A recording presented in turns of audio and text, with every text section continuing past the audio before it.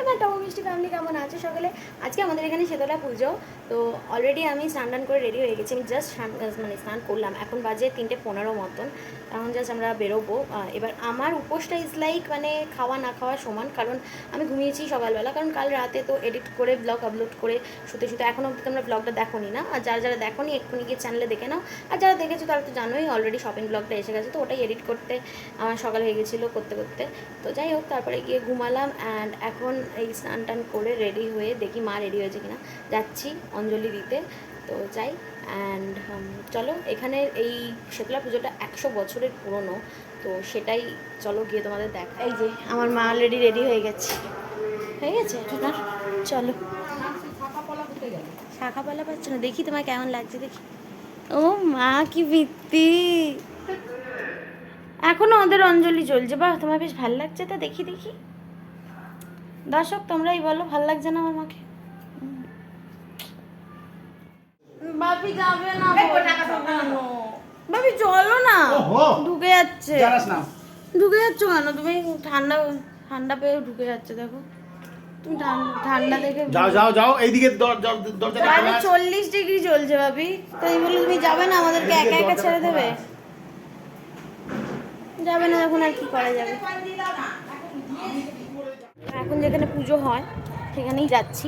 এর ব্যাপারটা হচ্ছে গিয়ে, এই গত বছর আর এই বছর মিলিয়ে আমাদের এই সুবিধাটা হয়েছে একদম বাড়ির পাশে ব্যাপারটা।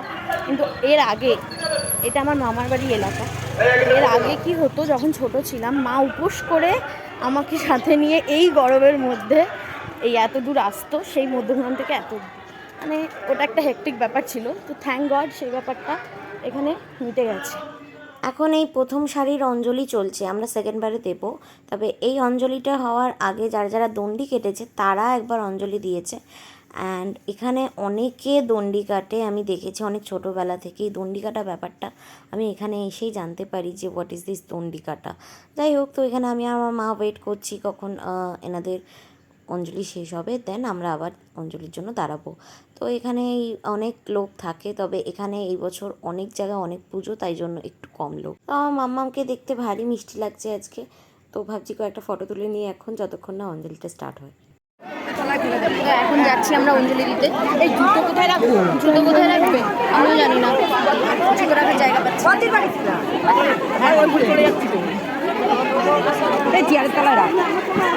এখানে কেউ বসলে তখন খুঁজে পাবে না। অ্যাট লাস্ট জুতোটাকে একটা জায়গায় সেটেল করে এই অঞ্জলির জন্য দাঁড়াচ্ছি। এখন আমাদের অঞ্জলিটা হবে, তো তার জন্যই আর কি পজিশন নেওয়া হচ্ছে। অ্যান্ড এখানে এই পুজোটা এবারে 100 বছর পূর্তি হচ্ছে, তাই আলাদা রকমের আয়োজন। অ্যান্ড আই গেস আজকে থেকে তো আমাদের বাড়িতে কান পাতা যাবে না, কারণ রাত্রিবেলা থেকেই শুরু হয়ে যাবে ফাংশন। অ্যান্ড এটা মনে হয় 1 সপ্তাহ ধরে চলবে। রাতে যাত্রা মানে মায়ের গান থেকে শুরু হবে, ভোগ বিতরণ নিতে গিয়ে শেষ হবে সেই 7 দিন পর। যাই হোক, অঞ্জলিটা এবার দিয়ে নিই। আমাদের অঞ্জলি দেওয়া ডান। এখন ওনারা ফুল কালেক্ট করতে চলে এসছে। তবে একটা কথা মানতে হবেই, এতটা গরমে ওনারা যে পরিমাণে অর্গানাইজ ওয়েতে কাজটা করছে, এটা কিন্তু হ্যাটস অফ। কি ভাবছেন আপনি? কি দিচ্ছে?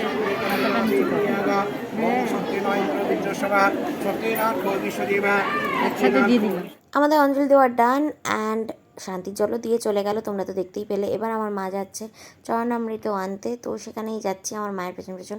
চলো যাই, দেখি চরণামৃত কোথায় দিচ্ছে। তবে এখানে যা যা প্রোগ্রাম হয় চেষ্টা করব তোমাদের সাথে এরকমই কোনো ছোট্ট একটা মিনি ব্লগে শেয়ার করতে কোনো একদিন।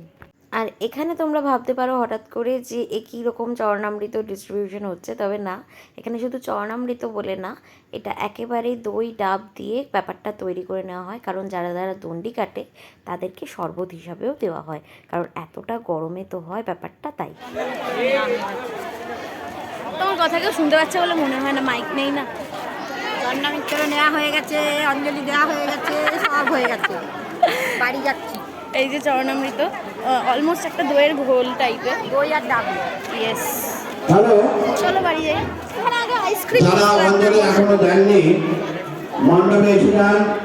এই পুজোটার উপর আমার বেশি ইন্টারেস্ট থাকে মায়ের সাথে আসার ছোটোবেলা থেকেই, একটাই কারণে, সেটা হচ্ছে এখানে প্রচুর রকমের আইসক্রিমের গাড়ি বসতো। ওই বরফ আইসক্রিমগুলো আমার খেতে খুব ভালো লাগতো, বাট এখন আর বসে নাই, আফটার কোভিড আর বসে না। যাই হোক, খুব কেয়ার করা যাবে। কিন্তু এখন আমরা এখানে চলে এসেছি, তাই কোনো অসুবিধা হয় না। এই যা, নয়তো আগেই দুপুর রোদ্দুরের মধ্যে এখানে আসতে হতো, তারপর মা অঞ্জলি দিত, তারপরে গিয়ে সেই কিছু খেত, দেন আবার বাড়ি ফেরার জন্য তারা। একটা হেক্টিক ব্যাপার ছিল সত্যি কথা বলতে গেলে। সেই জায়গাটা কোথাও না কোথাও একটুখানি রিলিফ হয়েছে আমার মায়ের জন্য, কারণ আমার মা তো উপোস করা ছাড়বে না। এই যে গরমকাল পড়েছে, পারলে সারা বছর উপোস করে কাটিয়ে দেয় না খেয়ে। একটি মহান ব্যক্তি যিনি, হ্যাঁ তুমি এসে নিবিয়ে কি করছো? হ্যাঁ এই গরমের মধ্যে আরে ন্যাচারাল হাওয়া খেতে তা হয়। ফ্যানও নিভিয়ে দিয়েছো তুমি। এটা তো এটা তোর মা ফ্যান করলো। কি? এটা তো তোর মা করলো, আমি তো চালালি, তুমি এরকম তুই তো নিভিয়ে দিলি। চন্ডামিত্র খাচ্ছি না ঘোল খাচ্ছি জানি না।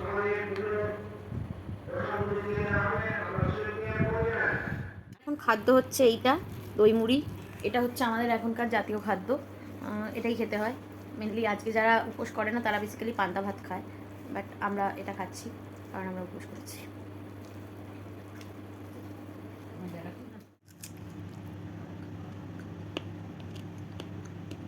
দই মুড়ি খাওয়া হয়ে গেছে, এখন এই পেয়ারা চেবাচ্ছি। মা কিছু একটা বানাচ্ছে, আজকে এরকমই ছিল। বাড়িতে 40 ডিগ্রি গরম চলছে, এখন ঠান্ডা 16 ডিগ্রিতে বসে আছি। বাইরেটা বেরোতে আমার ঠিক ইচ্ছা করছে না।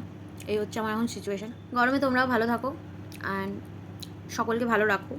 পশু পাখিদের জন্য একটু খাবার জল দিয়ে রাখো, প্রত্যেকের জানলায় একটু করে জল দিয়ে রাখো বা ছাদে জল দিয়ে রাখো, যাতে তারা সাফিসিয়েন্ট জল পায় অ্যান্ড খাবার পায়। একটু খাবার দিয়ে রাখো, বিশ্বাস করো তোমাদের কম পড়বে না।